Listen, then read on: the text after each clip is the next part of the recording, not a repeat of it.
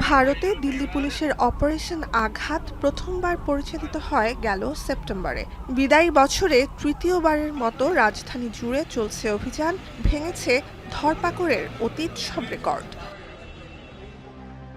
নতুন বছরকে স্বাগত জানানোর প্রস্তুতির মধ্যেই দিল্লিতে চলছে অপারেশন আঘাত। নাশকতা ঠেকাতে বড় পরিসরে চলছে পুলিশের যৌথ অভিযান। শুধু সাউথ ও সাউথ ইস্ট দিল্লিতে শনিবার সকাল পর্যন্ত ২৪ ঘণ্টায় অস্ত্র, শুল্ক, মাদক, জুয়া সহ বিভিন্ন আইনে গ্রেপ্তার প্রায় ৯০০ মানুষ।